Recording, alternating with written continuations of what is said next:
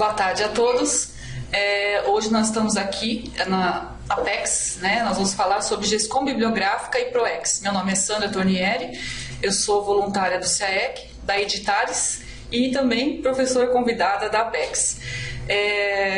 Nós resolvemos falar desse assunto, né, GESCOM bibliográfica, porque a GESCOM é um dos assuntos mais avançados para a gente estudar dentro da nossa PROEX.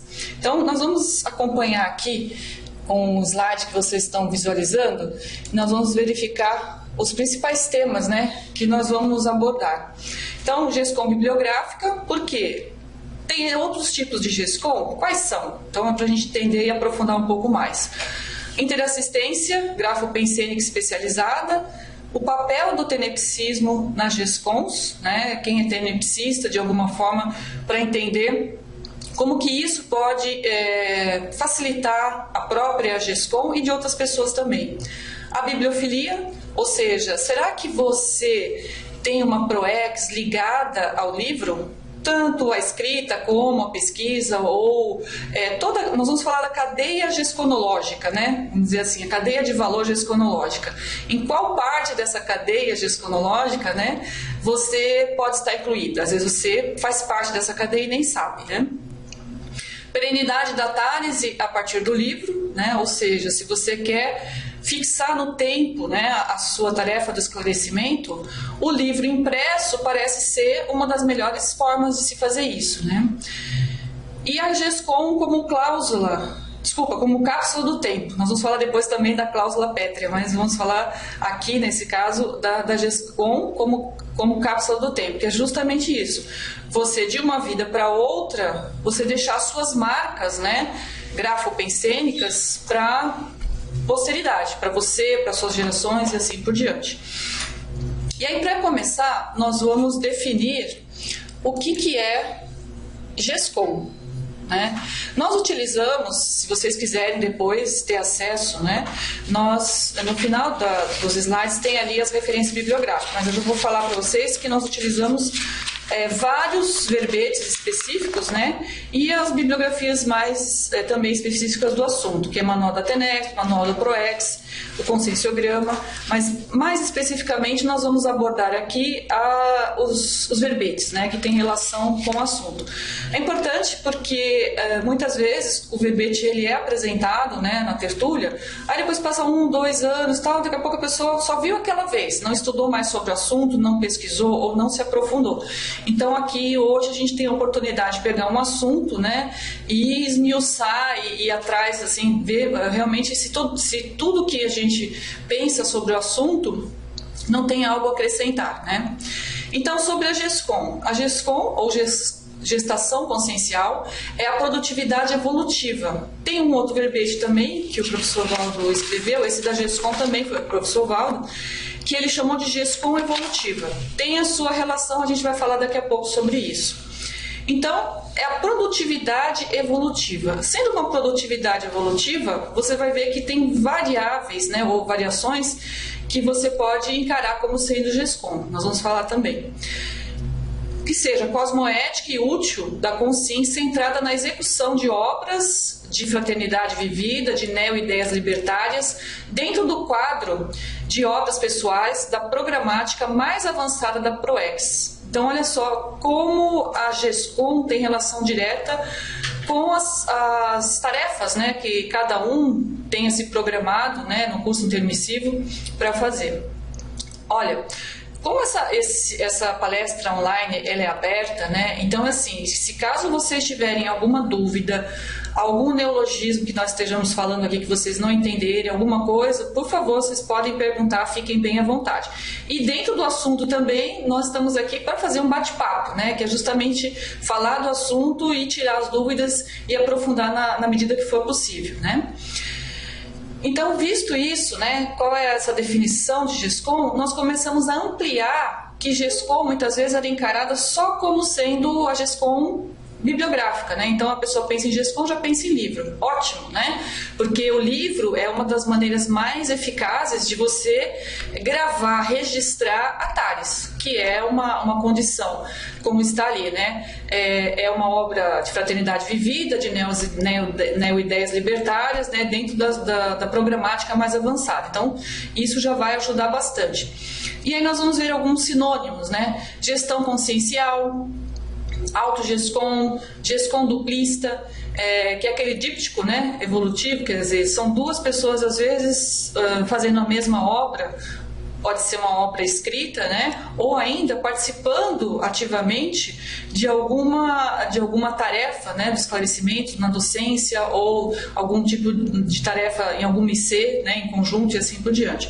A Mega GESCOM, né, que nós vamos falar daqui a pouco, né, sobre a Mega GESCOM. Hoje a Mega GESCOM está sendo caracterizada, né, como a obra-prima, né, da pessoa, aquilo que vai perdurar, mas que tenha uma relação muito grande com o maior potencial que a pessoa possa ter colocado durante toda a sua vida, né, como se fosse o suprassumo de toda a sua experiência. Também pode-se dizer que é uma produção da TARES, uma elaboração mental somática, uma cyber-GESCOM. A gente vai falar também a questão, por exemplo, será que para ficar para a posteridade uma GESCOM ou um livro deve ser impresso, ou será que numa mídia como um e-book, um livro digital, ele vai também ir para a posteridade, né? Qual estaria mais seguro, né, se a gente tivesse que trabalhar? O ideal é fazer em todas as mídias, né, impressa, escrita, até falada, né? Hoje tem o audiobook, né, tem todas as formas, mas existe uma que é mais eficaz. No nosso ponto de vista, ainda é a impressa, né? A gente vai falar mais sobre isso. Então, antonímia, anti-GESCOM, GESCOM abortada. Então tem até um verbete, né, que nós também indicamos para aprofundamento, que é a GESCOM ectópica. Então a pessoa começa a fazer alguma coisa, depois ela para, ela não vai adiante das suas tarefas de esclarecimento na docência e também não, por exemplo, começou a fazer uma TENEPS e parou, começou a escrever um livro e parou, quer dizer, as suas obras libertárias, né, elas pararam pela metade. Então isso também tem relação com essa, vamos dizer assim, a GESCOM ectópica. A produção da TACOM também. Então a pessoa às vezes retrocede, ela já estava fazendo algum tipo de tarefa de esclarecimento, já tinha alguma coisa mais avançada. Nós temos casos de pessoas que fizeram isso, né? Que a gente pode até dar o nome daquela síndrome de Swedenborg, não sei se vocês já ouviram falar. Quem tiver interesse de aprofundar, tem no Projeciologia, que é a pessoa que às vezes, ou pelo parapsiquismo, ou pelo psicossoma, ou em alguma parte da sua vida, ela fica, exagera, vamos dizer assim, nas suas percepções, ou exagera nas suas expectativas, e acaba deixando de lado a prioridade do mental soma. Então a pessoa às vezes que deixou de fazer a TARES e preferiu fazer a TACOM, porque na TACOM ela estava tendo mais ibope, vamos dizer assim, a sua reputação estava melhor, não estava recebendo tanta paulada, né? Porque quem faz TARES geralmente a gente costuma dizer que é telhado de vidro, né? Que a pessoa tem que estar pronta para receber umas pedradas aí, né? Então, se a pessoa às vezes não está pronta para isso, ela dá um passo para trás, se acovarda e deixa de fazer. E isso pode ser reflexo também, às vezes, de uma obra engavetada, né? Que a gente pode ver, às vezes, a pessoa engavetou uma obra que ela poderia estar divulgando as ideias, né? E por algum motivo ela ficou insegura. A exemplologia desse verbete é bem interessante, que aí a gente começa a ampliar mais o assunto, né, da GESCOM. Então, na exemplologia, o professor Valdo colocou a mini GESCOM, o tenepsismo veterano, e a mega GESCOM, a policarmalidade. A princípio, a pessoa poderia, se eu perguntasse para vocês, né, o que é uma mini GESCOM e o que é uma mega GESCOM, a pessoa poderia responder, a mini GESCOM é um livro, um manualzinho, né, alguma coisa assim, e a mega GESCOM é a obra-prima. Na verdade, é muito mais ampla, né, a ideia de GESCOM, como a gente falou, uma obra libertária não necessariamente é só uma obra impressa. Então, por exemplo, quem pratica TENEPS, um tenepsista veterano, é claro que com o tempo e vamos dizer assim, pela lógica da interassistência, é capaz que essa pessoa venha escrever uma obra impressa, né, pelas suas experiências, principalmente dentro da interassistência, que esse que é o ideal, né? E a Megagescom, a policarmalidade, estaria mais relacionada também ainda com o processo da interassistência, mas já num outro nível, por exemplo, o OFIEX, né? Quem trabalha com o OFIEX estaria provavelmente já no nível de policarma.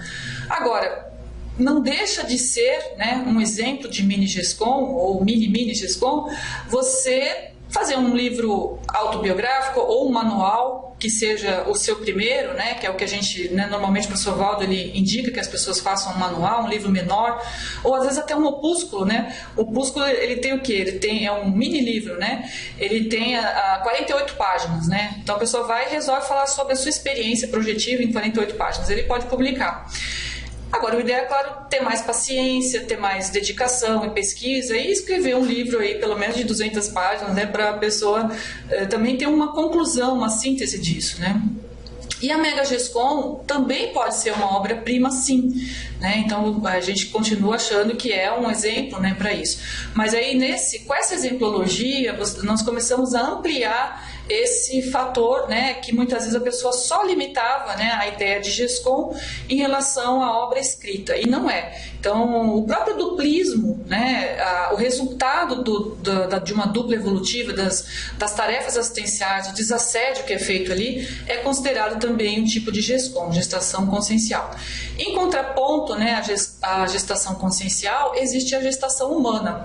Esse mês de março, né, é o mês que foi comemorado, o mês das mulheres, né, e vale a pena a gente comentar esse referencial que muitas mulheres, né, milhares, até bilhares, né, bilhões de mulheres aí, que têm como referência que a sua maior produtividade é ter um filho, né?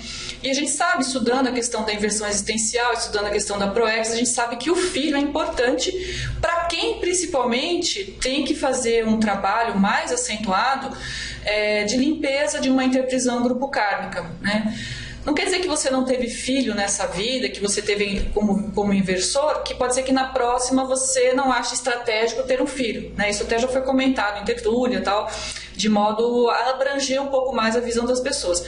Mas numa PROEX crítica, né, como nós estamos vivendo, provavelmente um jovem, as pessoas de modo geral, até os 26 anos, o que é o ideal? De repente, se ela tem a opção de não ter uma gestação humana, já começar a fazer a opção pela, vamos dizer assim, a gestação ou, vamos dizer, a sua vida mais mental somática. Aí você cairia na gestação consciencial.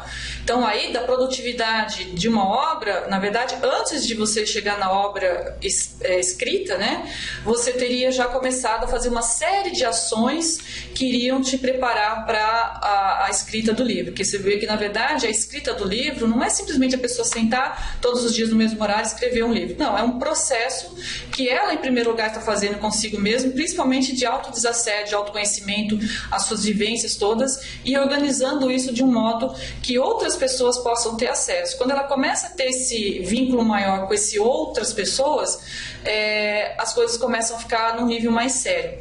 Tanto é que o professor Valdo, né, nesses verbetes, ele fala dessa questão da cláusula pétrea, né? Então, no verbete da cláusula pétrea, ele fala de vários tipos de atividades, né, no nível do egokarma, do grupo karma e do polikarma.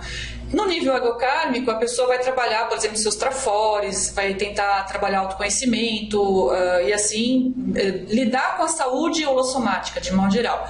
Já no nível de grupo karma, já começa a aparecer a GESCOM. Aí no nível, né, ele até coloca, como vocês estão vendo ali, né, a GESCOM, grupo kármica, direcionada a determinado grupo de comprometimento. O que significa isso, né? É o que nós vamos ver que seria um grupo de especialidade da sua interassistência específica. Então, esse comprometimento tem relação com, muitas vezes, algo que você precisa resgatar, algo que você tem com aquele grupo, né, específico que você precisa ajudar. Normalmente tem relação com os seus credores do passado, normalmente tem relação com alguma coisa que você já ultrapassou, que você já superou. Então, esse é seu grupo de comprometimento. Então, a pergunta é, será que cada um de nós já identificou o seu grupo de comprometimento para começar a ficar mais maduro e mais motivado a escrever a sua obra, né, ou escrever o seu livro? porque isso vai ter um grande, vamos dizer assim, efeito dentro dos resultados da sua PROEX.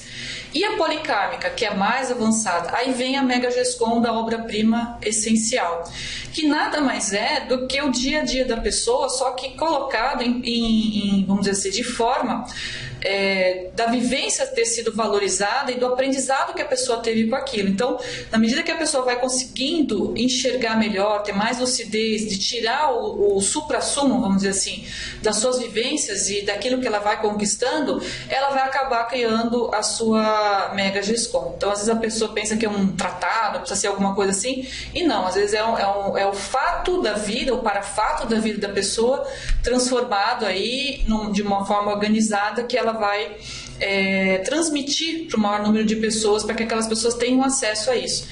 Dentro para a gente fazer um contraponto, né, dentro da psicologia cognitiva, comportamental, existe um autor chamado Bandura, que ele fala o seguinte, né, que a maioria das pessoas acaba tendo um aprendizado pela observação do outro. E pelo que a gente entende aqui, né, dentro dos nossos assuntos, é justamente a partir do exemplo de uma outra pessoa que você cria um referencial dentro de você e você aprende. Então, olha só, você não precisa ter passado por todas aquelas vivências para você aprender. A vivência de uma outra pessoa pode fazer com que você gaste menos tempo, que você economize tempo, dinheiro, tudo, inclusive deixe de fazer besteiras, né? Deixe de errar. Então, assim, você observar as pessoas, aquilo traz um aprendizado muito grande. Então, um exemplo, né? Tem até uma frase do professor Valdo que ele fala, e tem outros autores que já falam isso, né? Que os exemplos arrastam. Se os exemplos arrastam, a sua Mega GESCOM tem que ser o seu autoexemplo. Aquilo que você está trazendo de melhor para essa dimensão física. Normalmente, quem vai estar escrevendo isso são pessoas, a idade, né, de se escrever uma Mega GESCOM, a gente não sabe, mas provavelmente a pessoa já tem que ter uma certa maturidade. E uma GESCOM direcionada ao grupo de comprometimento. Também a pessoa precisa começar a observar os seus grupos, as suas, vamos dizer assim, interpretações, né, desses grupos. Quando a pessoa faz a TENEPS, por exemplo, né, se já é um tenepsista, vamos supor que não seja veterano, quem são as concierges, que tipos de concierges que aparecem dentro da sua TENEPS, ou seja, que vão lá para ser assistidas, né? Então, elas têm características específicas. E às vezes não é o tempo todo, às vezes pode ser uma temporada. Eu particularmente tive uma boa temporada de padrões de crianças, né? Então, tanto a TENEPS como as projeções lúcidas, né? Que na verdade a projeção consciente passa a ser um coadjutor, um coadjuvante da TENEPS. Então, assim, eu tinha projeções e tinha TENEPS, tudo voltado para crianças abandonadas, né? Provavelmente devia ter algum fator nisso, né, do passado. Só que nessa vida, por exemplo, eu tive a opção, né, de não ter filhos, né, então tive usando a técnica da inversão existencial e não precisei, né, até, entre aspas, né, ter filhos. Então, alguma coisa, né, de alguma maneira eu fui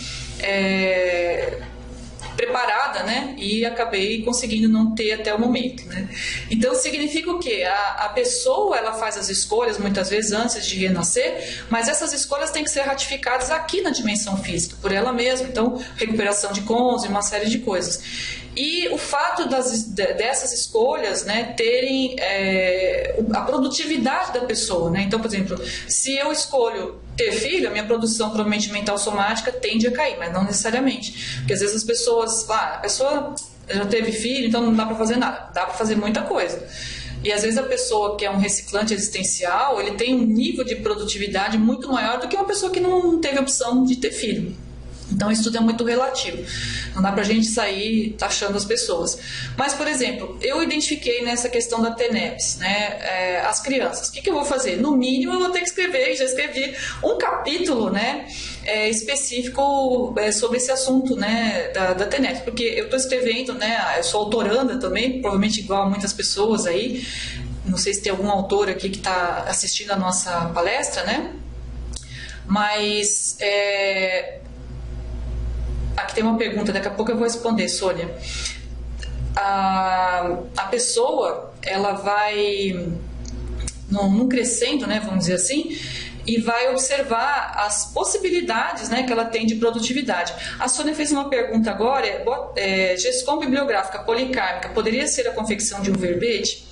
Eu acho assim, Sônia, que policármica depende da ideia que você tenha e a abrangência. Se for uma verpom assim, acachapante, uma verpom que vai realmente desassediar no atacado, eu vou dizer que sim. Agora, às vezes um verbete, a contribuição da pessoa nessa Max Proect Grupal, que é a enciclopédia, você pode dizer que você pôs o dedinho, né? Que você já começou a fazer alguma atividade, só o fato de escrever qualquer verbete, não importa qual seja, você já está contribuindo para uma Max Proect Grupal, que é policármica, né? Mas o ideal é que a pessoa não fique só num verbete, né? Que ela escreva vários verbetes. Então, e a experiência, né, eu já tive experiência, né, de escrever vários verbetes e já ter, assim, é diferente, por exemplo, você escrever um artigo e apresentar um artigo num congresso dentro da Conscienciologia é uma experiência.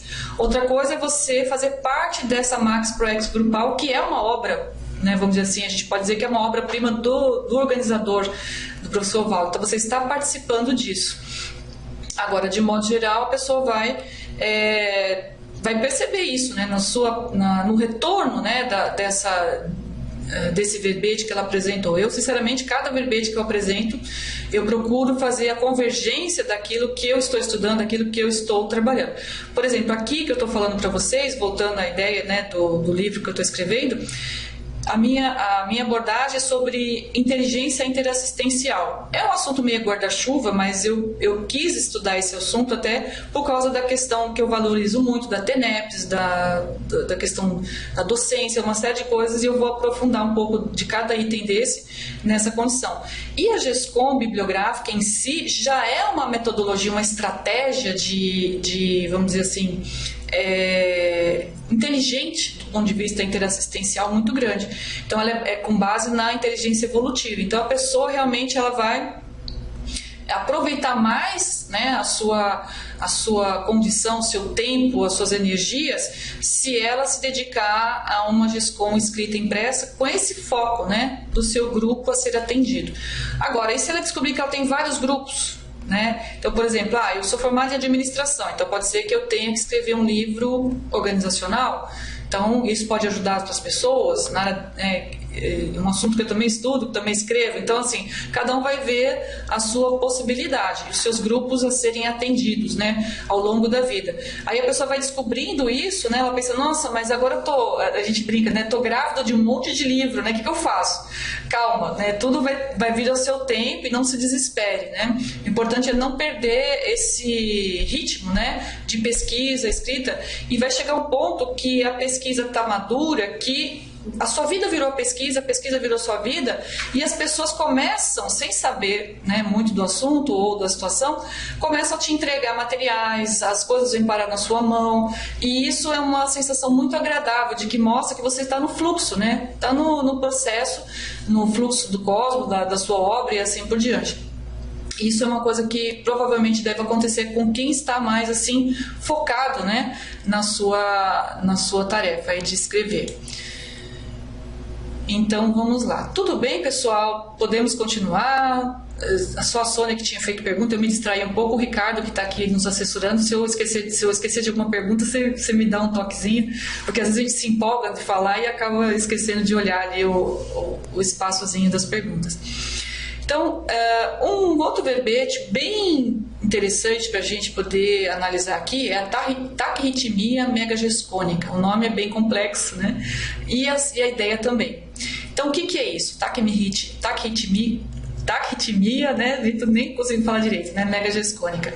É a dinamização técnica máxima da intelectualidade pessoal aplicada à gestação consciencial prioritária por parte da consciência lúcida, homem ou mulher, intermissivista, proexista, mini-peça interassistencial, consciente e buscadora do autorrevezamento multiexistencial evolutivo. Então, o que significa? TAC, né? A pessoa que faz as coisas de modo rápido, rítmico, né? O ritmo rápido de você trabalhar com uma mega GESCOM. Então seria mais ou menos isso, uma dinamização máxima, rapidez, que a pessoa tem de não perder tempo e saber que essa vida vai num segundo, né? Tem até música que fala sobre isso. que a gente está aqui hoje com saúde aparentemente, mas amanhã a gente faz um exame, não sabe o que vai acontecer e tal. A vida da gente, na verdade, tem uma saúde relativa e o tempo, né, que nós vamos ficar aqui na dimensão física também é relativo, né? Ninguém sabe, a não ser que a pessoa já tenha parapsiquismo suficiente para saber quantos dias e quanto tempo ela vai durar. Mas o importante é tentar priorizar o mais rápido possível, mais cedo, com mais possibilidade de escrever. Se você conseguir escrever, é mais possível que você continue escrevendo, né, ao longo do resto da vida. E aí, existe dentro dessa mega gesconologia, o professor Valdo, ele propõe 7 passos, né, previsíveis das reações conscienciais de um autor lúcido em relação ao seu livro, ao seu texto escrito ou obra-prima. E esses passos, quando nós vamos analisar, na verdade, eles são também um passo a passo para você chegar até a Mega GESCOM, né? Para você escrever o seu livro em alto nível. E parece que tem uma lógica, né? Uma paralógica, né? Bem característica aqui, que nós vamos analisar. Então, o primeiro passo, instalação, eu vou falar assim, só principalmente a gente colocou algumas frases-chave aqui, né? Para poder analisar. Primeiro passo, instalação do autoconfinamento mental somático. Né? O que significa isso? A pessoa tem que criar um ambiente na sua casa ou num local específico. Esse nome até é um pouco engraçado, né? Autoconfinamento, ou seja, a pessoa vai ficar dentro de um ambiente, né, fechado, alguma coisa assim, sozinha, de modo a utilizar ao máximo o seu mental soma. Então, para o desenvolvimento dos altos desempenhos intelectuais de ponta. Então, assim, a pessoa ter um ambiente adequado para a escrita parece ser o primeiro passo mesmo. E às vezes a pessoa fica patinando, não consegue escrever, tem alguma dificuldade e tal, que às vezes o ambiente da casa não está pronto, né? Não está desassediado. Aqui, por exemplo, na Cognópolis, a gente tem vários ambientes mentais somáticos que ajudam a pessoa. Por exemplo, o holociclo, a holoteca. Então, tem muitos pesquisadores que vêm fazer suas pesquisas, e é o melhor, né? Fazer suas pesquisas na holoteca, escrever seu livro no holociclo, porque é um ambiente otimizado para isso, né? Então, não quer dizer que a pessoa está fugindo, ou que ela está desprezando as pessoas da casa, nada disso. Ou que as pessoas não deixam ela escrever. Então, se você tem a possibilidade, se você mora aqui, ou você vai tirar férias, né? Fica aqui no Village e aí a pessoa vai e faz uma imersão. Parece que tem alguma pergunta aqui, né? Eu acho que perdi ali, eu vou ter que subir um pouquinho aqui, ó. Deixa eu subir aqui para ver a pergunta. Encontro-me inserida há meses em uma instituição cuja minha percepção parece ter parado no tempo. Atualmente decidi investir energia na elaboração de propostas para educação continuada. Acho que ela não terminou de escrever ainda. Vai terminando que a gente continua aqui, daqui a pouco a gente vê a sua pergunta completa, tá? Ou eu não estou entendendo a pergunta, né? Aqui está aqui. Reorganização de manuais, entre outros. Sinto uma taquirritmia de ideias. Tenha me policiado sobre isso. O que a senhora tem a falar sobre isso? Na realidade, a pessoa pode, se ela encontrar um assunto, né, que é de bastante interesse, ela pode entrar nesse ritmo, né, acelerado. Agora, para nós, por exemplo, educação continuada, reorganização, né, tem relação com questões assim, de interesse, né? Precisa ver, se você tem um interesse interassistencial, se é alguma coisa que vai ajudar o maior número de pessoas, de repente isso pode até se tornar uma GESCOM conscienciológica, né? Mas que não seja uma GESCOM conscienciológica, você já vai estar treinando para isso. Então, tudo é válido. Tudo é válido nesse sentido. Acho que vale a pena a pessoa, vamos dizer assim, ponderar no sentido de não deixar que as emoções, vamos dizer assim, acabem minando as suas próprias ideias, que é um paradoxo, né? Você ficou tão feliz, mas tão feliz de estar escrevendo aquilo, que minou a sua própria criatividade, né? Então a pessoa fica tão exaltada, emotiva, né? Que exacerbou as emoções, que às vezes a pessoa acaba entrando, né, num outro ritmo, né? que não é tão adequado. Mas eu concordo, Sônia, que eu, por exemplo, quando eu estou escrevendo, às vezes, não é nem da Conscienciologia, mas, por exemplo, estou lá escrevendo um projeto que tem relação com a área social. Nossa, aquilo me motiva muito, que tem a ver com a assistência, a gente sabe que vai ajudar um maior número de pessoas. Então você entra num ritmo constante de produção de ideias ali, que é bem interessante. Então aproveita isso e verifica depois se você tem também essa mesma velocidade com algum assunto mais complexo, vamos dizer assim, e de peso dentro da Conscienciologia, porque eu já fiz as duas coisas também. Eu percebo que às vezes a minha rapidez para escrever em termos que não são da Conscienciologia às vezes é maior. Por outro lado, eu já vi também temas da Conscienciologia que eu também tinha um background, uma experiência maior, que também foi mais rápido. A mesma coisa dos verbetes. Geralmente os verbetes que eu escrevi mais rápido foram aqueles que eu tinha experiência sobre o assunto. Então aquilo foi muito rápido. Aqueles outros que eu não tinha tanta experiência, ou que era ainda uma coisa para ser superada, a gente vai ter mais lentidão para escrever. Isso também pode ser que vocês percebam.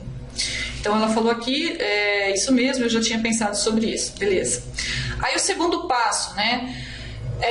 Uma máxima motivação pelo livro, pelo texto, né? É aquilo que a gente está falando aqui, né? Quando você chega para escrever, você está sempre motivado. Isso aí é ótimo, né? Então você vai criar, né, a sua futura cápsula do tempo para autorrevezamento interexistencial ou multiexistencial, que é a forma como a gente tem de passar o bastão para a gente mesmo de uma vida para outra. Então isso também vamos dizer assim, é uma forma, né, da gente trabalhar. E o terceiro passo, né, que aqui está meio cortado, mas eu vou ver aqui no meu material, que é você se tornar uma mini peça consciente do mecanismo interassistencial, ligado ao que? À central extrafísica da verdade. Então, assim, na verdade, as várias centrais extrafísicas podem nos ajudar na escrita do livro. Então, a energética, a central extrafísica da fraternidade e principalmente da verdade, que se a gente está trabalhando com TARES, né, tarefa de esclarecimento, nós vamos ter muitas inspirações que vão ajudar. O professor Valdo, ele tem feito um estímulo muito grande nas minis, já faz desde o ano passado, né? Para a gente escrever pensatas. O que são pensatas? São pensamentos rápidos, né? E ele indica que a pessoa faça, por exemplo, pega todo dia lá 5 minutinhos do seu dia e escreva lá de 3 a 5 pensatas por dia. Em 365 dias, nem precisa falar, né? A pessoa vai ter escrito muita coisa, só aí já dá para escrever um livro. E o que são essas pensatas? São ideias, muitas vezes ideias de ponta, que ela mesma está tendo em relação às suas experiências, e às vezes uma ideia que vem do próprio amparador, um amparador de função, um amparador da TENEPS, um amparador da escrita e assim por diante. Eu, por exemplo, um dia desses assim, escrevi uma pensata que eu fiquei pensando uma semana sobre ela, e eu vi que aquilo foi assim uma pensata inspirada por amparador. Então, às vezes a pessoa tem lá, aí ele sugeriu da pessoa fazer isso, a pessoa que para se organizar melhor, né? Pega uma agenda pequena, que tenha todos os dias, e ali você vai escrever as suas pensatas. Chega no final do ano, você tem a sua agenda completa ali, além dos compromissos, você tem as suas pensatas ali. Então, quem tiver interesse, às vezes, que está emperrado, que não está escrevendo nada, de repente começar com coisas pequenas, como uma frase, um pensamento. Por exemplo, vou falar para vocês uma dessas pensatas, né, deixa eu ver se ela está aqui. Deixa eu ver.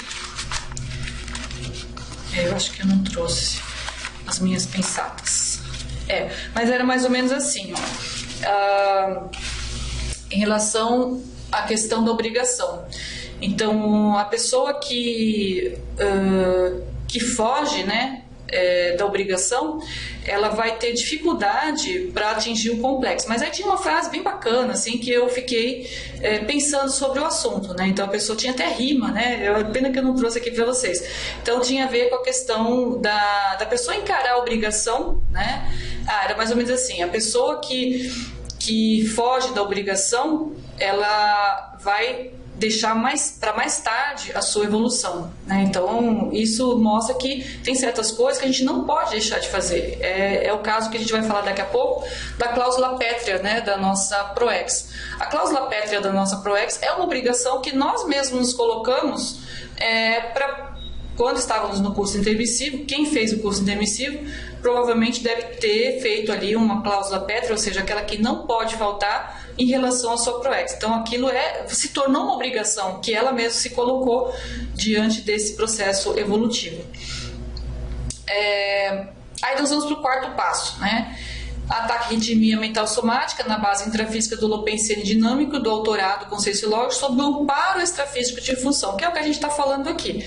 Então, se a pessoa está aberta, né, é difícil, às vezes a gente mesmo é meio cabeça dura, né, e acha que as nossas ideias são perfeitas, e esquece de perceber que tem outras pessoas, tanto conscientes como consciex, que podem nos dar mais ideias e melhores do que as nossas. Então, o ideal é a gente estar mais aberto para receber essas informações, né?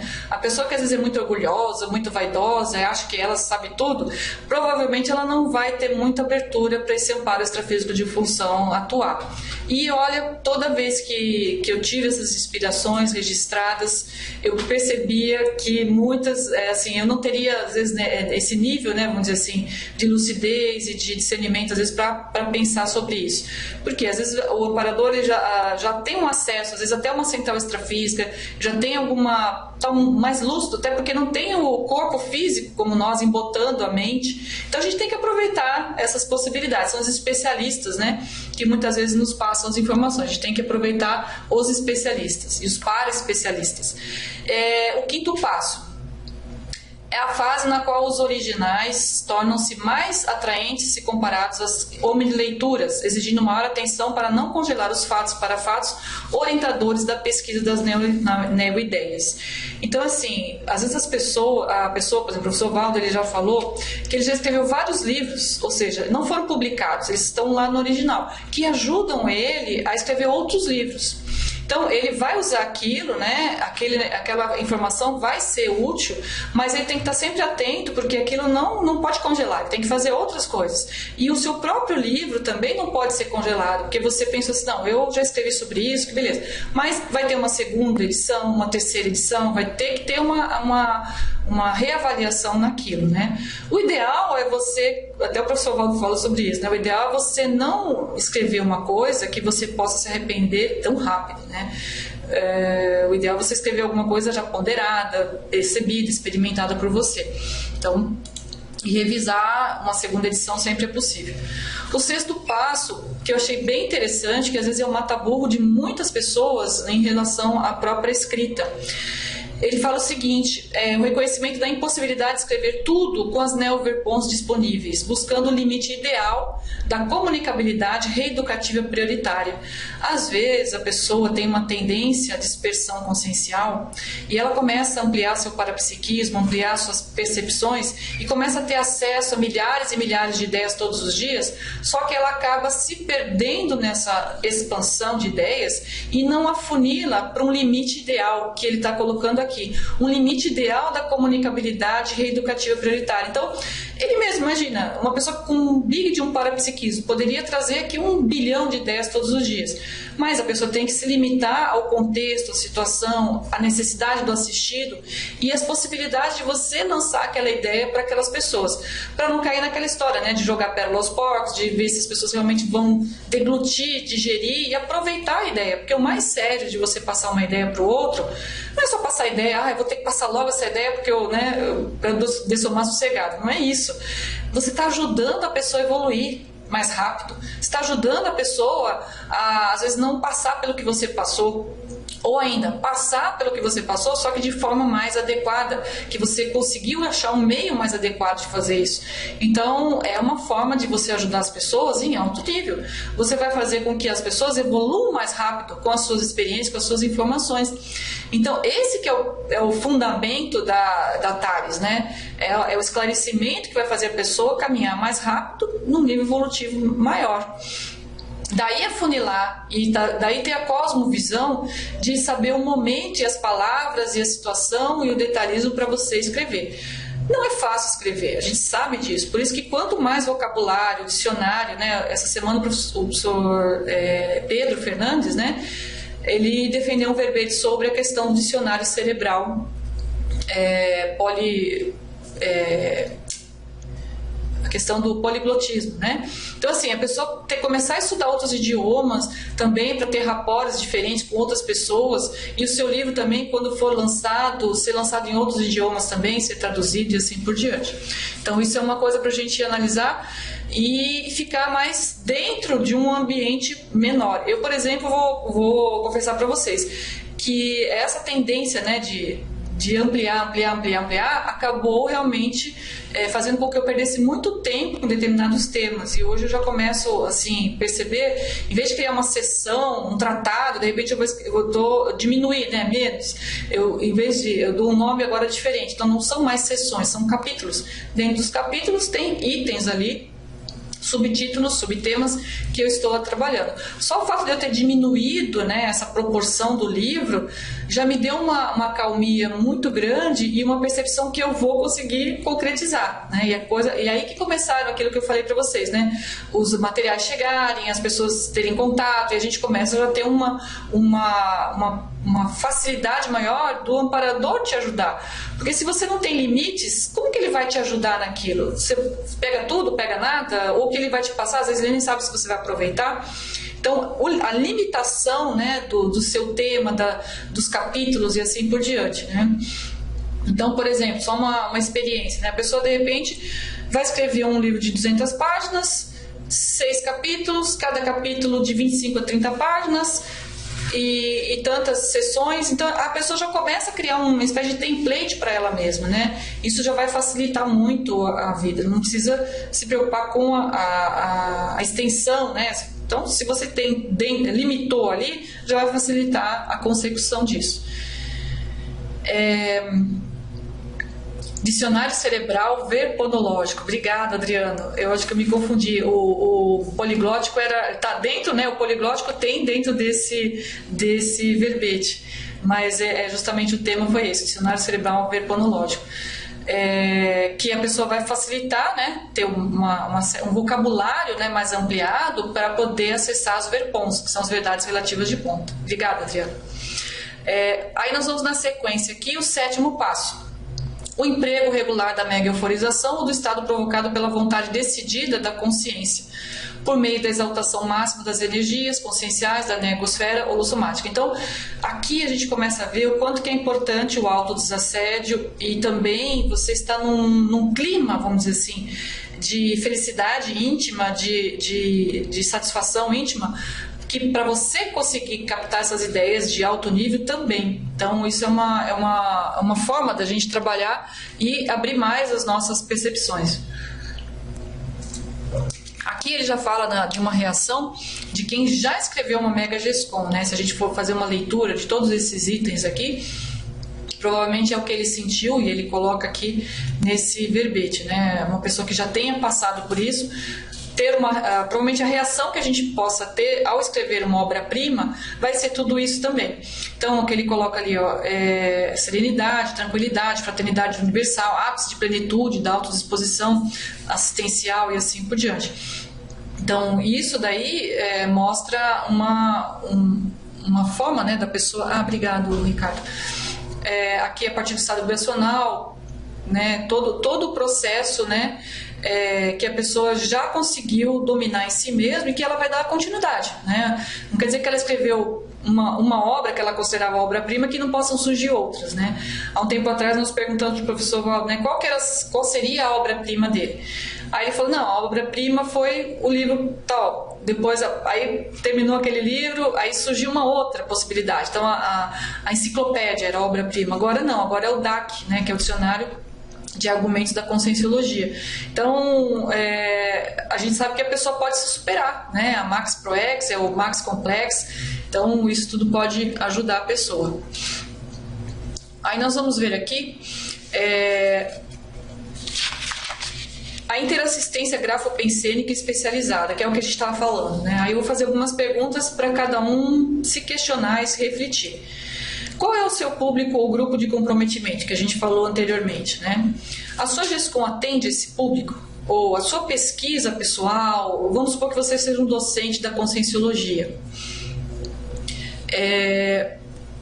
Vamos supor que você na docência, você descobriu que tem um tema que te atraiu bastante. Esse tema é realmente para o seu público ou é mais para você, porque você gostou, alguma coisa que vai te satisfazer? Tudo bem, se é uma coisa para você se auto-superar, significa que está mais naquele nível que a gente falou anteriormente, que é do ego-karma.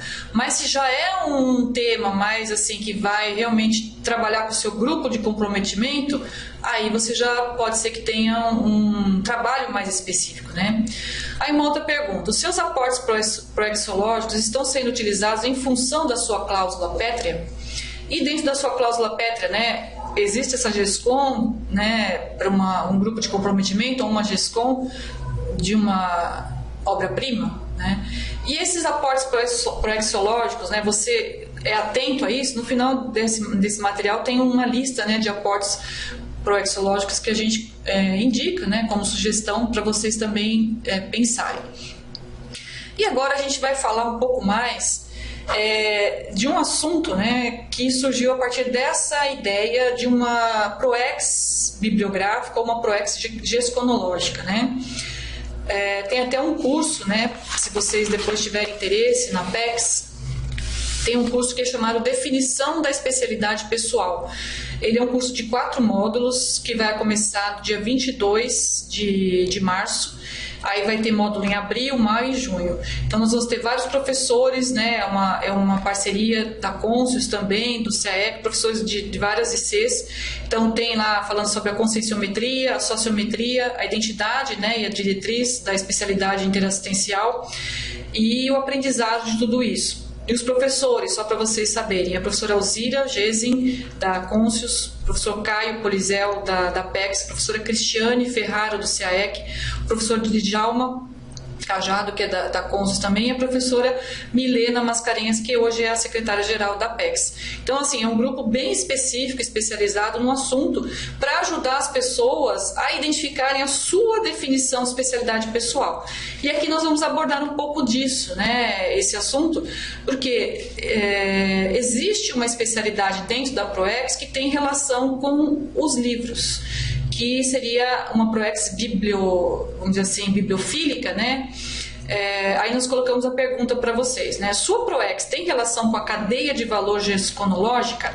Na administração, a gente tem esse termo, né? Quem é da administração, não sei se tem algum de vocês aí que é da área, mas a gente fala sobre a cadeia de valor de um produto ou da produção, né? Que vai desde a matéria-prima até chegar nas mãos do consumidor. Por que é cadeia de valor? Porque o objetivo de você fazer algum produto é dar valor, entregar um valor para o cliente, né? Para que ele sinta aquele produto não só como um bem utilizável, mas que aquilo acrescente alguma coisa na sua vida, no seu modo de ver, uma segurança, alguma coisa, depende do tipo de produto, né? O conforto é assim que a gente acaba vendendo mais assim a ideia do produto, não o produto em si, mas o que ele vai trazer para você. E nesse caso aqui da bibliofilia, estaria relacionado, né, com essa cadeia de valor gesconológica, e até para vocês terem uma visão de conjunto, que para escrever uma obra, primeiro que a pessoa não começa sozinha, né? Ou se ela começar sozinha, ela tem que começar por alguns passos. E depois, quando ela começa a envolver uma série de outras pessoas que vão lidar com a obra que ela está escrevendo, um determinado ponto dessa obra, e a quantidade de pessoas que vão ser movimentadas, né, para o lançamento, assim, desde dos originais fetais, né, com ela mesma, até chegar o livro na mão do leitor, que é fazer o que a gente quer fazer, por exemplo, alcançar um intermissivista, alcançar uma pessoa, fazer um resgate, alcançar o nosso público de comprometimento com o nosso livro. Então, olha só, a gente quis mostrar para vocês a amplitude disso. Então, por exemplo, começa aqui, no meu caso, é a ciência da informação, biblioteconomia, abrangendo também economia da informação, retrogescons. Perfeito. Biblioteconomia, a gente colocou aquela questão da bibliotécnica, né? Perfeito. A pesquisa. Então, vai começar da onde? Então, quem falou isso foi o próprio Adriano, né? tudo começa com a pesquisa, né? Na verdade, começa com uma autopesquisa, né? A gente já foi colocando ali a pesquisa, mas a autopesquisa. A pessoa pesquisa um assunto que lhe chamou a atenção por algum motivo. O que é o ideal? Se ela já é docente, ela começar a falar sobre o assunto. Como eu estou aqui com vocês, eu estou falando de um assunto que é da minha pesquisa, né? Assistência gestionológica. Dentro da inteligência interassistencial, existe uma interassistência, né, que é bem prioritária, que a gente já comentou, que é a gestionológica. Fazer palestras sobre o assunto, fazer um curso, né, sobre o assunto. Um curso livre, alguma coisa assim.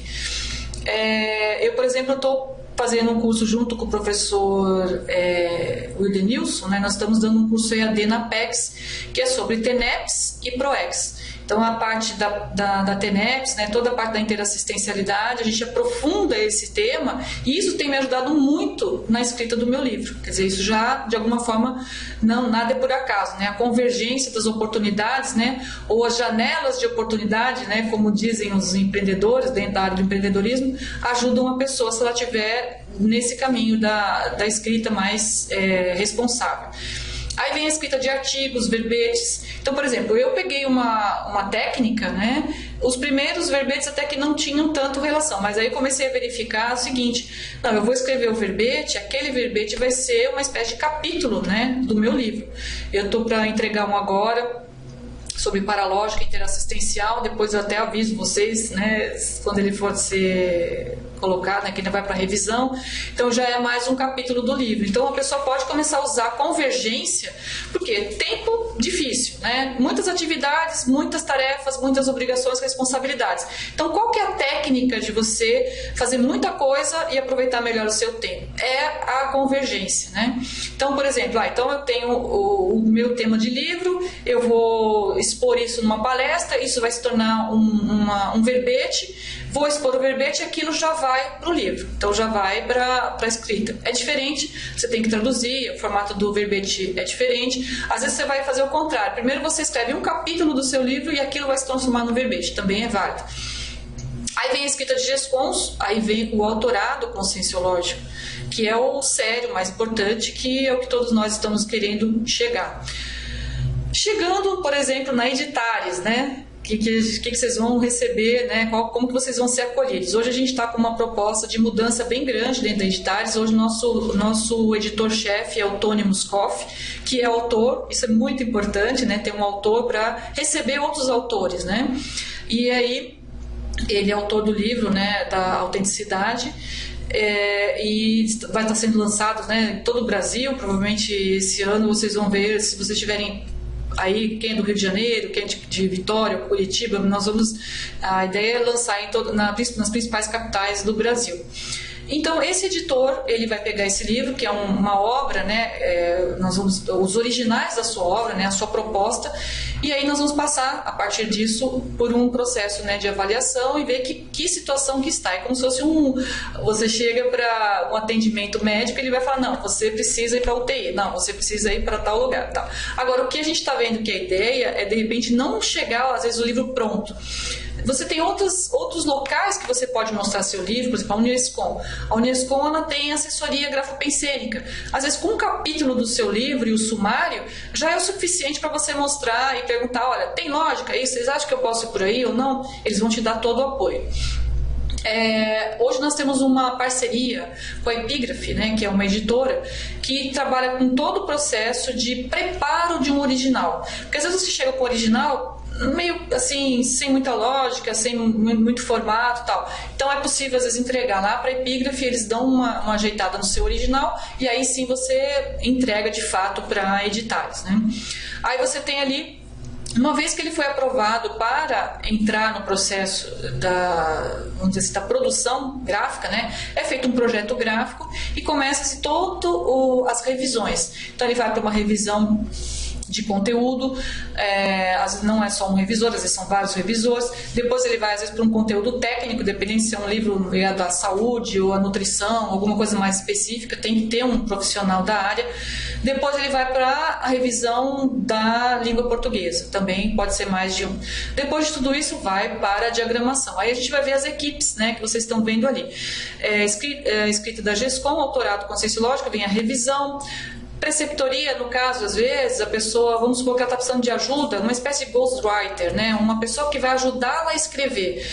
Nós já tivemos vários casos, principalmente pessoas assim, que não têm muita habilidade com a informática, às vezes precisava de um apoio técnico em tudo, né? Então, às vezes, tem pessoas nas equipes, né, tanto da Unescom como da Editais, que fazem a preceptoria nesse sentido, né, de ajudar a pessoa a lidar com as ferramentas da escrita. Digitação, diagramação, aí já está no outro nível, né? Se chegou na diagramação, é porque já passaram por todos os itens da revisão.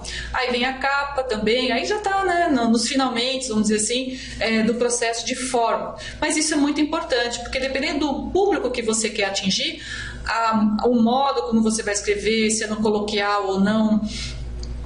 Por exemplo, aquele livro da Alva Moren, né, que é Sempre é Tempo. Ela tem uma escrita muito fácil e ela está escrevendo para pessoas de todas as idades, mas ela é da terceira idade, ela é do Rio de Janeiro e ela escreveu já nesse período, né, de terceira idade. Então, assim, é um livro que atrai pessoas de todos os níveis e ela tem uma facilidade ali na hora de escrever e de contar a sua vida, né? Então, isso daí também ajuda. Aí você tem vários outros, né, que são mais técnicos, né? Então, por exemplo, lá a gente tem o livro do Max, né? O livro do Síndrome do Ostracismo. Ele tem vamos dizer assim, uma forma de escrever parecida com a forma acadêmica, né? Então, quem está habituado com essa forma acadêmica vai se sentir bem com a escrita, né? Então, ele tem uma hipótese, ele tem uma forma de trabalhar essa hipótese, trazendo informações, e ele traz dados, ele traz fatos, né, que vão comprovar ou não aquelas hipóteses, traz exemplos. Então, a pessoa se sente bem, né, se ela está no meio acadêmico. E assim, cada autor vai ter uma forma de atingir o seu público, né?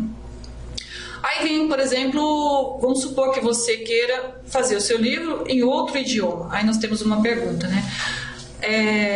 Se o ghostwriter não é anticosmoético? Não. Não, porque você vai... o Guilherme está perguntando, né? O modo de você trabalhar com ghostwriter não é como, por exemplo, às vezes uma pessoa faz... O outro faz o livro e só o outro que assina, né? Vamos supor que é uma socialite da vida, né? Que está querendo aparecer, ela contrata um ghostwriter para poder escrever. Isso com certeza é anticosmoético. Mas vamos supor que tem uma pessoa que é da terceira idade, que tem muita informação para ser passada, a vida dela toda está ali, e você vai ajudar essa pessoa a escrever, entende? Então é um livro a quatro mãos, até certo ponto é.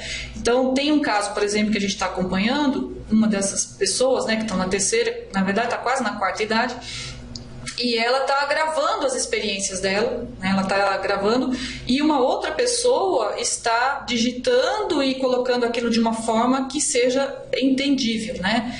Então, nesse caso, não. Nesse caso, a pessoa está fazendo, que, na verdade, o que a gente chama, né, desse ghostwriter, o nome técnico para isso é copydescagem. Mas a copydescagem nada mais é do que um ghostwriter mesmo, né? Ok? Beleza. Ele entendeu aqui a situação. E tem livro que vai precisar de copydescagem, ou tem livro que vai precisar de ter uma pessoa ali para escrever junto mesmo, porque a copydescagem é muito mais simples, né? Vamos dizer assim, ela não tem tanta... Você só vai dar uma ajeitada no texto da pessoa. Agora, tem livro não, que vai ter que escrever junto. Então, é esse livro que a gente está falando. Aí vem a produção gráfica. Então, por exemplo, a pessoa vai falar assim, não, eu quero meu livro cheio de foto colorida, papel couché, capa dura, escrito em dourado. Tudo bem, se o público dela é para isso, né? Às vezes ela tem que acessar a monarquia, tem que acessar alguma, vamos dizer assim, algum público, né, que gosta desse tipo de requinte. Só que a única coisa é que o ideal é que o conteúdo seja tão importante quanto a forma. E que ela tenha, às vezes, vai ter que ver questão de patrocínio, porque um livro desse não é barato, a coisa toda. Então, são detalhes, assim, que é para a pessoa entender. Ou ainda, se ela tem uma condição, não, eu quero fazer meu livro com papel reciclado, que eu acho importante isso, que eu quero que isso saia. Então, isso tudo é pensado, é junto com a pessoa, cada livro tem o seu projeto ali. Aí vem a divulgação do livro e o lançamento. É importante a pessoa estar conectada, né? Então, qual que é o público-alvo? Ela já saber disso, aí a gente vai precisar, a gente nem colocou aqui, mas dentro da divulgação, provavelmente um assessor, um jornalista, uma pessoa que vai pensar até a própria contracapa e as orelhas para que fique mais atrativo para um público e que possa atrair realmente o público, vamos dizer assim, do comprometimento, né, dessa pessoa. O lançamento também, a gente agora está com uma equipe, né, também importante. Estamos precisando de pessoas também para isso, mas na medida que cada um identifica, né, a sua ProEx bibliográfica, ele vai acabar chegando, né, e ajudar nesse contexto todo. Então isso aqui é para vocês terem uma visão grande de quantas pessoas são envolvidas, né, para uma Max ProEx grupal. Se a gente for ver aqui, é muita gente, né. Aí o livro precisa chegar na mão das pessoas. Aí vem ali a venda, né? A livraria hoje, por exemplo, a gente tem muitas parcerias, né? Tem a parceria com o IPC, as livrarias do IPC, a gente tem os pontos também da Aracê e a ideia é crescer mais isso com outras livrarias de outras redes, né, como a Saraiva, Cultura e assim por diante. Então, assim, a distribuição e a venda ao consumidor ou ao intermissivista final, vamos dizer assim, esse que é o mais sério, né? Então, todo mundo que ajuda nisso, a gente acha que é um valor tão grande como quem está escrevendo, porque não adianta nada a pessoa gastar todo esse trabalho, ter tudo isso e chega lá no fim, né, da cadeia, o livro não chega na mão da pessoa. Então, olha como é importante o papel de quem está vendendo, quem está patrocinando isso, né, para as pessoas. Nós temos lá no IPC o Ivo, né, o Igor, né, Habib, que é bem assim, ele gosta muito de falar sobre isso e eu acho importante realmente que as pessoas entendam e compreendam essa posição de que a gente precisa vender. Às vezes a pessoa fala assim, não, mas venda é uma coisa que vai ter dinheiro no meio, não sei o que. Às vezes a pessoa tem até um preconceito, mas totalmente bobo, né? Mas a nossa vida intrafísica é assim, se você trabalha, você tem que sustentar, você ganha dinheiro, para você comprar um livro você precisa vender, né? Então o outro precisa vender. Então as livrarias, distribuição de livros também são importantíssimas nessa cadeia. A expedição, controle de estoque também, a gente vê, por exemplo, se a gente não redimensionar os estoques, vai ter muito livro parado no lugar, não vai ser passado para o outro. Então, a pessoa que cuida disso é importantíssima também para essa cadeia. Outra linha, né, dentro da ProEx, que tem relação com os livros, é um curso que é dado, né, dentro do CAEC, que é o Heterocrítica de Obra Útil. Provavelmente esse ano vai acontecer no mês de setembro, a gente não sabe ainda qual é o tema, quais são as possibilidades, né? Mas o Heterocrítica de Obra Útil também é uma grande possibilidade de você trazer um autor, né, de fora para dentro da Conscienciologia para ser avaliado, para ser criticado e também ele entender essa dinâmica, né, dessa condição. Então você criticando, fazendo por exemplo, esse curso, né, de Heterocrítica de Obra Útil, você começa a ter uma visão diferente de uma leitura. Você nunca mais vai ler um livro como você leu anteriormente. Então, o seu nível de criticidade aumenta muito. E até você pode se tornar um revisor, né? A gente acabou passando ali da questão, não falando tanto da revisão, mas o que acontece? O revisor também é um fator, assim, a revisão do livro é um fator muito sério. Ou seja, não deixar passar erros, principalmente crassos, né, as gralhas, como a gente diz, porque isso realmente vai denigrir a imagem do autor. Então, quanto menos erro tiver, a gente sabe que não existe livro perfeito, que sempre vai ter alguma coisa ali, mas quanto menos erros tiver no livro, melhor para o autor, melhor para todo mundo, né, e para quem está lendo, a pessoa percebe, não, esse livro foi escrito com muito cuidado, porque quando eu pego muitos erros, assim, nos livros que eu estou lendo, eu fico, assim, às vezes com pena do autor, que ele escolheu, às vezes, uma editora que não teve tanto cuidado, que não levou tão a sério, né? Às vezes uma tradução, às vezes é um livro de outro idioma que foi traduzido, e aí na tradução também fizeram uma tradução literal, fizeram um negócio meio esquisito que acabou deturpando a ideia do autor. Então isso tudo são cuidados que cada um que está na cadeia de valor aqui, gesconológico, tem que priorizar. Então, olha o cuidado que a gente tem que ter com a obra, né, do autor, da outra pessoa, e saber que um dia a gente também vai passar por isso, né, vai passar por essa condição toda. E outra coisa também, aí vem outra vertente, né, que até foi não sei se foi o Adriano, né, a questão da biblioteconomia, a questão das bibliotecas, né, e a pessoa que é o bibliotecário ou a bibliotecária, isso é muito importante, né? Então, por exemplo, a pessoa a pessoa ela tem uma facilidade de lidar com os livros, e ela gosta de lidar com os livros, mas não necessariamente de vender ou necessariamente de revisar, mas ela gosta de, por exemplo, organizar livros dentro de uma biblioteca. Então aqui, por exemplo, a gente tem a holoteca, que são N tecas, né, de livros separadas por assuntos. A maior teca que a gente tem aqui, uma das maiores, né, é a Gibiteca, né, e as tecas de livros são os livros relacionados ao parapsiquismo. Então, assim, olha o acúmulo, né, de informação importante que você pode ter dentro de uma holoteca. O Lastanossa, né, que é estudado pela pesquisadora, né, a Laura Sanches, ele também foi uma pessoa ligada a uma holoteca, né, a um grande acervo, né, de coleções, não só de livros, como de outras, né, de moedas, de contos e assim por diante. Então, quem tem vamos dizer assim, essa visão de acúmulo de valores, né, desses livros, que são às vezes irrecuperáveis, né? Às vezes você tem um bibliotáfio, né? O que é um bibliotáfio? É um local de livros assim super antigos e super valiosos, né? Então a pessoa sabe dar o valor para aquele livro, né? Tem pessoas que falam assim: meu livro já foi para a biblioteca, né? Já foi para o sebo. Achando que isso está denegrindo da imagem, né? Não, se você quiser, você pode até doar o seu livro para um sebo para facilitar a vida das pessoas. Mas o que acontece? O sebo, ele acaba diminuindo muito o valor do livro, né? Ele faz o livro ficar bem baratinho para poder ter mais acesso. O que é o ideal? É que o livro não seja muito caro, né?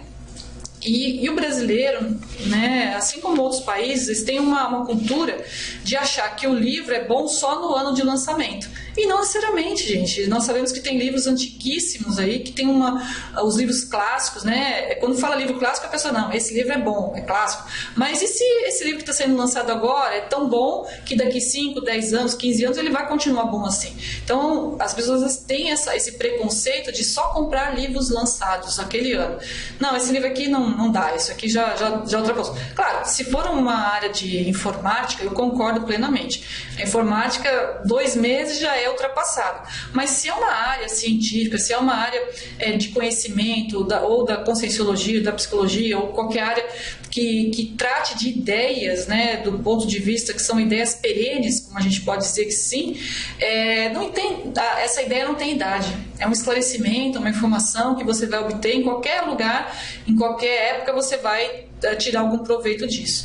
Sempre dá para melhorar? Sempre dá para revisar? Sim, mas aquela informação naquele período foi importante. E você pesquisar obras, por exemplo, de 1800, 1500, é interessantíssimo, porque quando você vê uma obra, o autor, sem querer, ele vai colocar o contexto daquela obra, ele vai colocar a informação que estava naquele período. Você tem acesso a muitas coisas, e isso pode ser até retrocognitivo, que foi o que o Adriano colocou ali, né? A retrogescons, né? Você tem escritas que você às vezes teve em vidas passadas que você vai ter acesso. E às vezes escritas que colegas seus fizeram, né? Vamos supor que você fez parte, às vezes, até de uma enciclopédia do passado, ou fez parte de um grande dicionário, fez parte de uma equipe, né?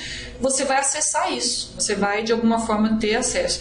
E mesmo livros aqui, né, na vida atual, né?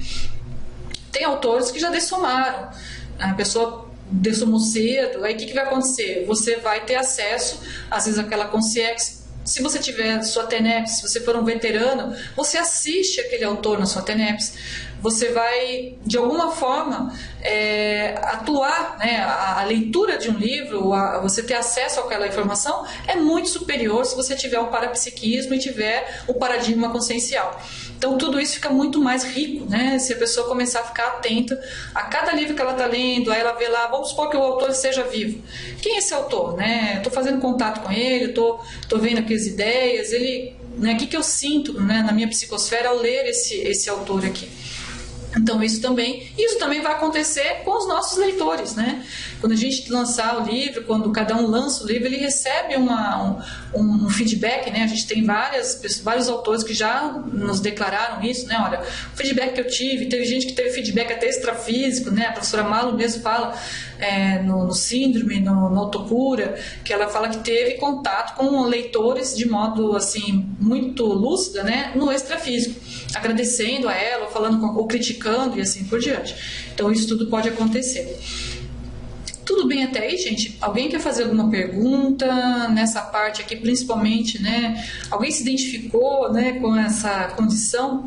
Eu vou dizer para vocês assim, né, que eu particularmente eu estou cada vez mais consciente da minha especialidade dentro da gesconologia.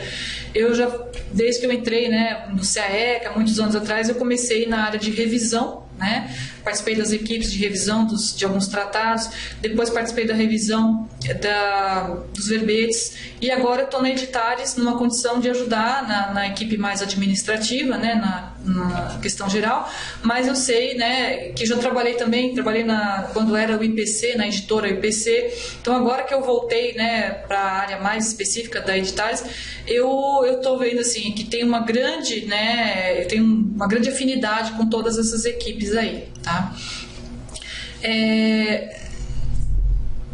Tem uma pergunta aqui do Adriano, do verbete interetemização, a decifração da retropensenidade camuflada na retrogescom. Ah, tá, ele usou a ideia, né, que ele trouxe da retrogescom, da interetemização. Eu acho que deve ser do Otto, esse verbete. Eu não lembro se eu assisti esse verbete, essa apresentação.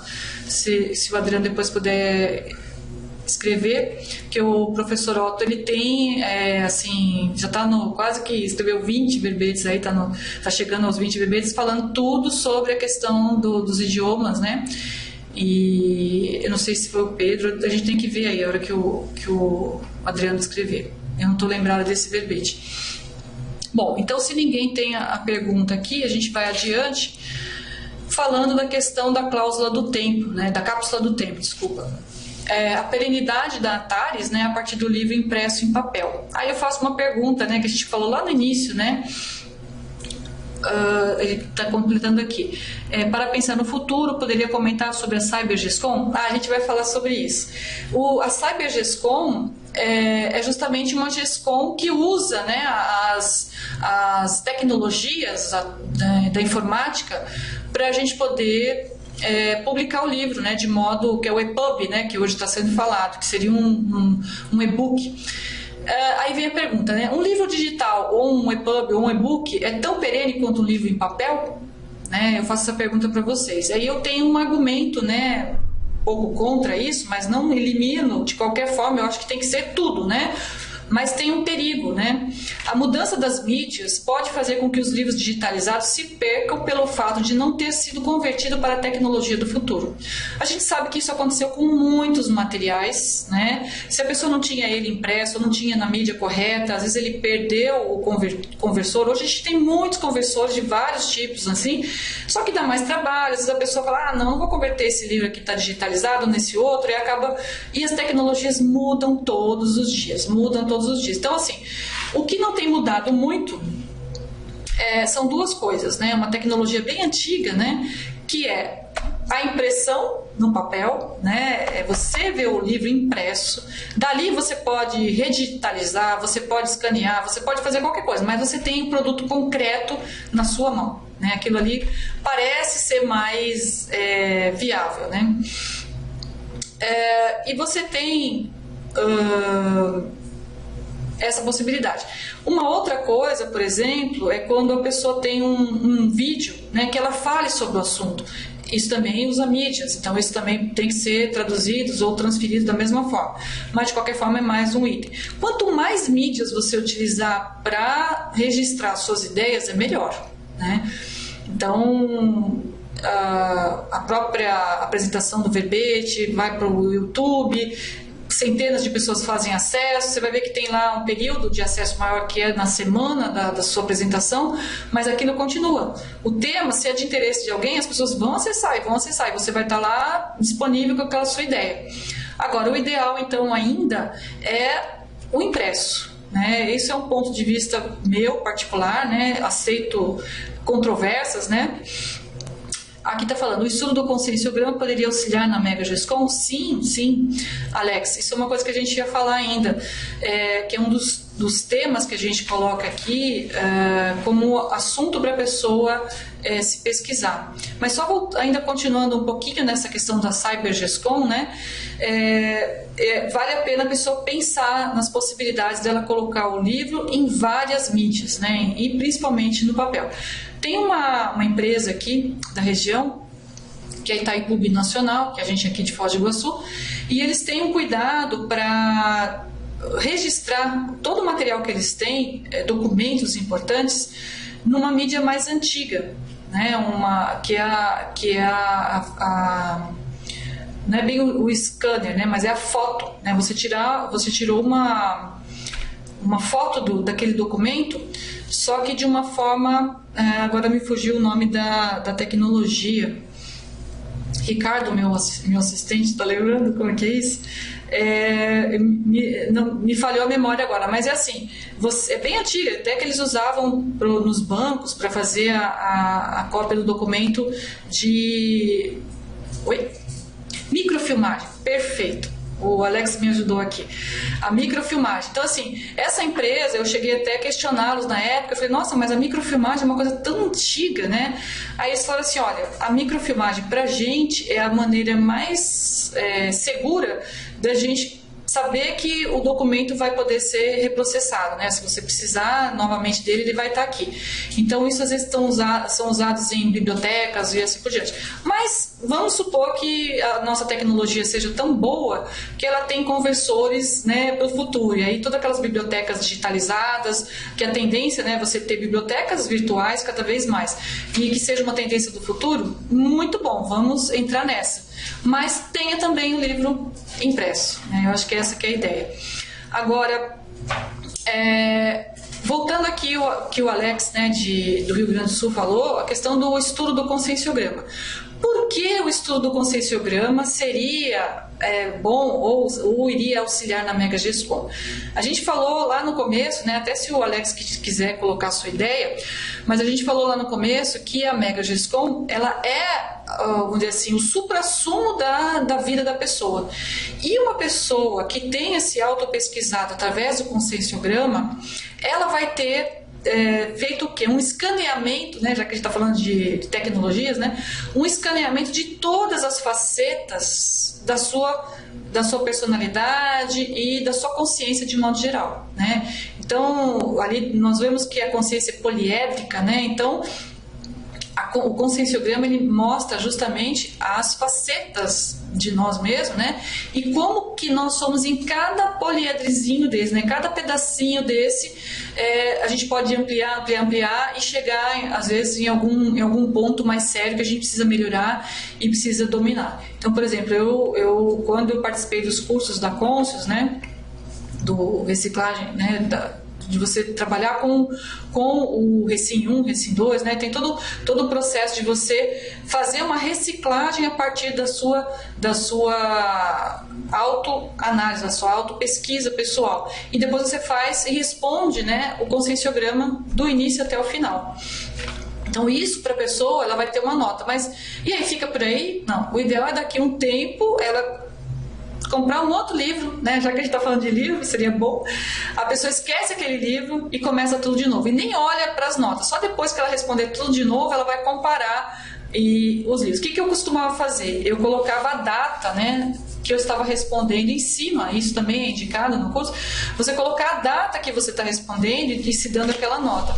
Quando você for comparar, por exemplo, esse livro aqui eu respondi em 2010. Esse aqui eu respondi em 2013. Olha só a diferença, 3 anos. O que aconteceu? Qual foi o resultado? Então, isso é uma coisa importantíssima.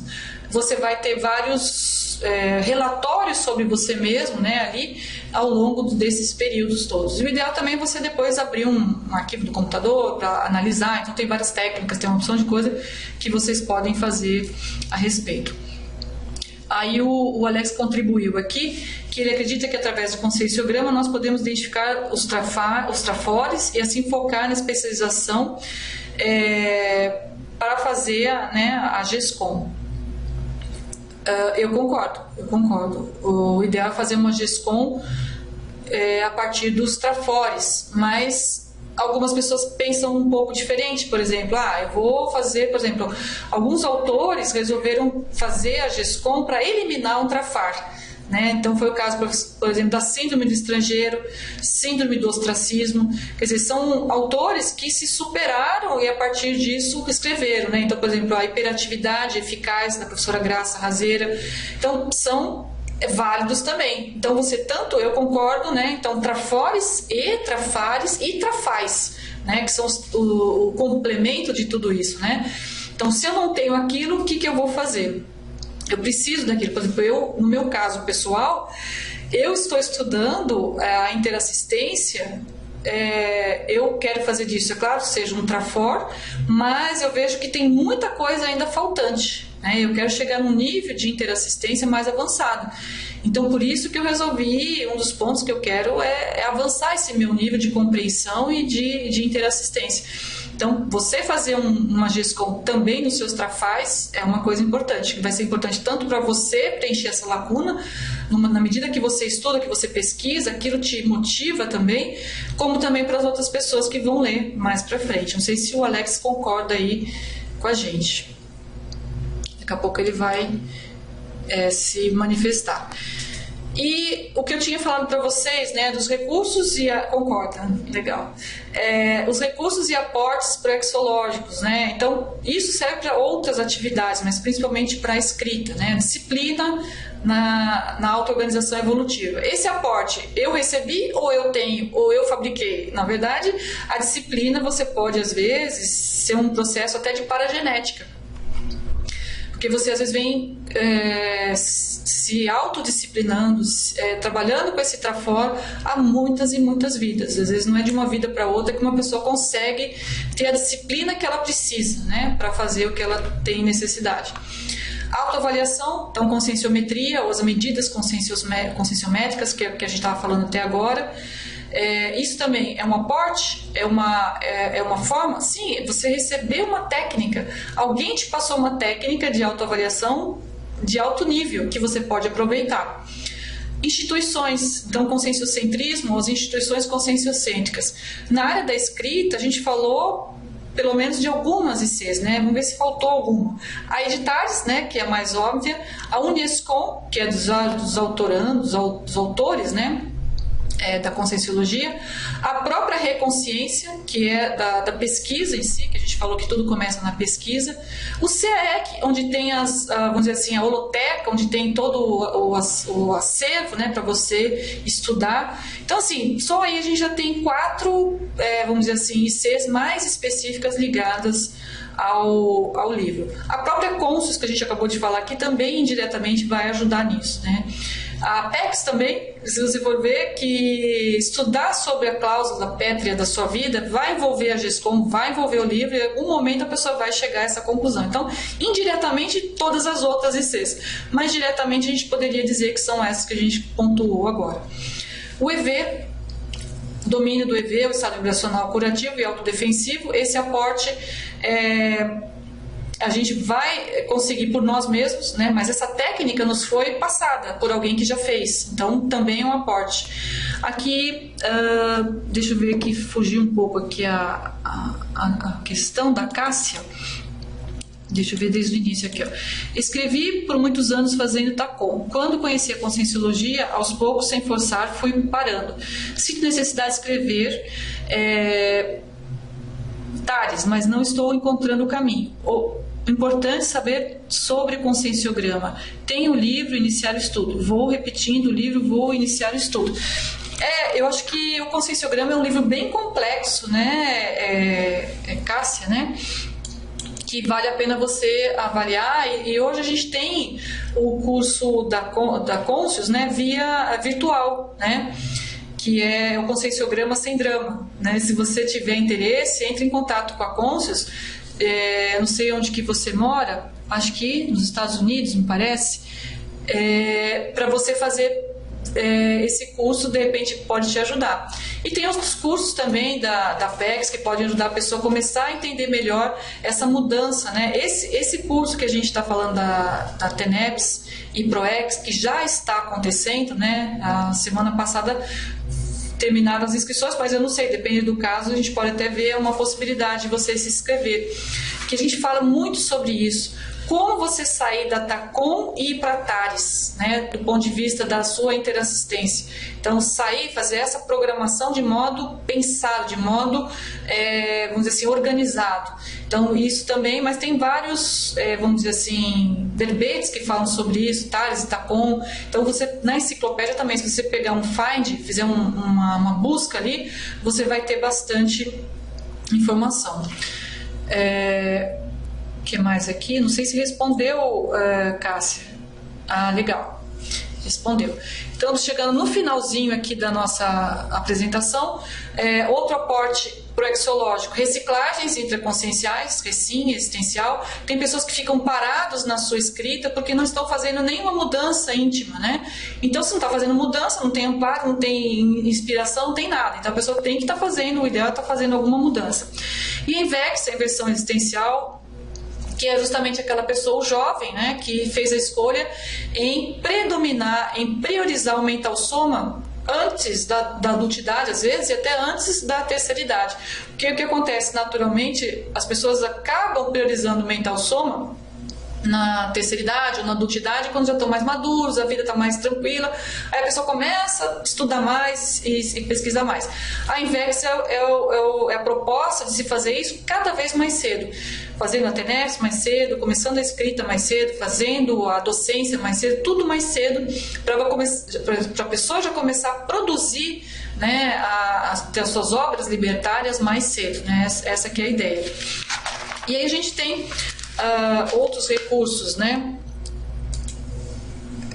Temos a dupla, né, evolutiva, a constituição de uma dupla que faz uma diferença muito grande, né, na minha experiência pessoal, por exemplo, antes e depois, né, de ter uma pessoa que, assim, para te apoiar e você apoiar essa pessoa e um ver a evolução do outro, um ajudar na evolução da outra pessoa, mas sabendo que não é para o outro, é para as outras pessoas, né? Eu acho que isso é uma coisa muito importante. O atacadismo, o emprego da filosofia do atacadismo consciencial, que tem a ver com aquilo que a gente estava falando para cá. Se a gente começa a ver, sair do varejo, do tete a tete ali de uma pessoa, de ajudar, de ser apenas um ombro amigo, para ajudar, às vezes, aquela pessoa, a família daquela pessoa no atacado, né? As consciex, então você encarar que multidimensionalmente uma pessoa não é uma pessoa nunca. Você sempre, todo o seu grupo karma, e aí você começa a entender que outras pessoas também podem estar envolvidas. Quando você faz uma TENEPS ou quando você escreve um livro, você está sempre atuando mais no atacado. A consciencialidade, então execução de gestações conscienciais, quer dizer, nesse nível que a gente está falando para vocês, né, com aquele porte. A TENEPS, né, a tarefa energética pessoal diária, que isso também vai ajudar. Muitas vezes o seu autodesassédio, o desassédio dessas equipes, dessas pessoas que estão trabalhando com você ou com o seu livro, tudo vai às vezes passar pela sua TENEPS. Essa semana na tertúlia, um dos autores, né, que tem um livro, quem assistiu essa semana deve saber, um dos autores, né, ele até falou o livro e tal, pediu ajuda para o professor Valdo para colocar o nome dele na TENEPS, porque o livro dele está sendo revisado na Editares e a pessoa está recebendo um monte de contrafluxo. E aí o professor Valdo falou, não, eu quero ler seu livro, porque se você está recebendo pedrada é porque o seu livro é bom. Então, não é para assustar as pessoas, mas é para calçar as pessoas. Então, o que é o ideal? A gente trabalhar com a TENEPS, colocar a gente, os autores, quem a gente puder trabalhar, na medida que, principalmente se a pessoa for mais veterana. E o auto-revezamento, né, que chega a ser um aporte, você saber que você está nessa vida se preparando para a próxima existência. Então, que medidas que você pode fazer desde já, desde o seu corpo físico, né? Essa semana a gente teve lá a autoconscientização somática, né, da Aline Isidoro, foi muito bom, e ela fala dessa questão, né, de você estar motivado para usar o seu corpo, mas depois você vai descartar esse corpo. E você não só nessa vida, mas a ideia é você não precisar mais desse veículo, você ir mais para a questão do mental soma e assim por diante. Então, é importante a gente ter essa ideia de auto-revezamento, mas que uma hora a gente não vai precisar mais ter esse revezamento. Vai chegar um momento de um ápice evolutivo, né? Quanto mais cedo, melhor, né? A gente sabe que ainda vai ter muitas e muitas vidas pela frente. E o mais sério de tudo isso é a pessoa encarar, fazer essa convergência a partir da inteligência evolutiva. Então, a partir da inteligência evolutiva, a consciência atilada utiliza todos os seus aportes evolutivos e faz a convergência dos seus esforços na priorização do alcance das metas evolutivas, né? Muitas vezes a pessoa fala, não é fácil levar tudo direito, eu começo a fazer uma coisa, depois eu paro. Tem gente que começou a fazer TENEPS, depois parou, tem gente que engavetou a GESCOM, depois parou. Mas assim, o que é o ideal? Se você acha que você tem inteligência evolutiva, a sua vida deveria estar mais, né, concentrada nas suas mãos, né, vamos dizer assim, ou dentro daquilo que você acha mais prioritário. Então essa que é a ideia que a gente quer deixar. E o tema, né, que eu proponho, né, da inteligência interassistencial é a capacidade da consciência, né, na condição de mini peça interdimensional, utilizar os próprios atributos em favor da interassistência max fraterna, né, sendo um subcampo dessa inteligência evolutiva. E reforço que a GESCOM bibliográfica é uma técnica, né, vamos dizer assim, estratégica interassistencial das mais, vamos dizer assim, inteligentes, né, que a gente possa trabalhar. E aí, no mais, gente, eu acho que a gente coloca aqui as indicações para vocês, né? GESCOM, né? Os verbetes GESCOM ectópica, GESCOM evolutiva, taquirritmia megagescônica, cláusula pétrea e outros verbetes que foram comentados aqui. Aí os livros, né? Manual da TENEPS, PROEX e o conscienciograma como sendo assim os básicos, né? Para a gente falar desse assunto. Então, queria agradecer aí a presença de vocês, né? E aí a gente espera depois percebê-los, né? Porque eu não vi ninguém, né? Mas a gente, as pessoas, agradeço também as contribuições, né, das pessoas e a gente se vê por aí, tá bom? Então, uma boa semana para todos.